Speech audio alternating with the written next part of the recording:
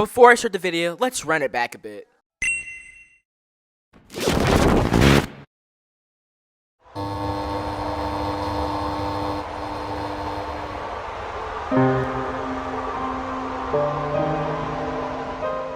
On April 22nd, 2018, Floor 9 Valrock was released. Pause right there because that's exactly where I need to stop the video. So, in this era of Swordburst 2, I mentioned how Floor 9 was released and it was an absolute disaster. What I didn't mention was one of the eras. I briefly mentioned it just for convenience sake at this part of the video, but you get the point. Let's go straight into that, what I'm talking about.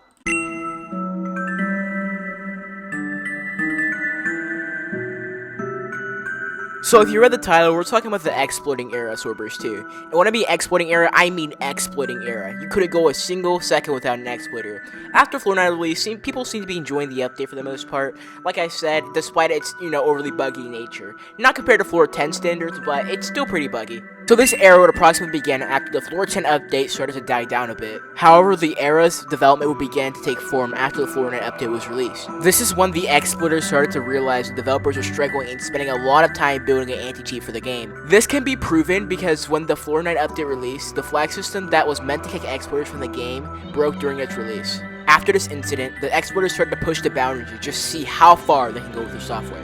If you watched my Rise and Fall of Swordburst 2 video, I'm pretty sure you've heard all of that before. So, how does this lead us into the exploiting era? First off, we need to mention how the Floor 10 update affected the game. After its release, fans got the legendaries really fast because the drop rates are higher. The players actually tamed the new legendaries quickly and left the game because they had nothing else to do. Now there's a new generation of players who wanted the 410 legendaries, but unlike what happened with the old generation, the new gens pretty much got steamrolled by exploiters. There are 3 reasons on why this happened.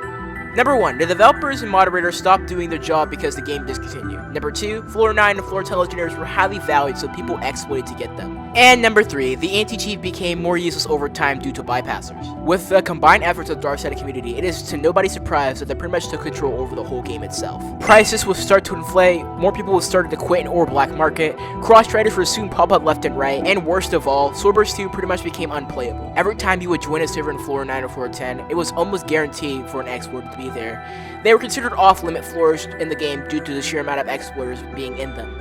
This was by far the worst era of Swordburst 2's entire history, but it technically had a little brother, which we call the duping era, but that's a whole another story to tell. Alright, yeah, I'm talking at the end card, and yeah, I hope you guys actually enjoyed the video. This actually took a fair long time, actually, surprisingly, despite its short nature. But I'm probably going to make a video on the duping era, and it's probably be a longer one, so stay tuned for that. Also, thank you for the support. I also recommend subscribing, because we are so close to 1.5k, and I want to get to 2k soon, but obviously we're not doing this year, but I really appreciate the support. So anyways, I'm going to dip now. Hope you guys enjoyed this video. Smash like, share, subscribe, turn on post notifications if you want to. And I'm Matt from TV, signing out. See you guys next video.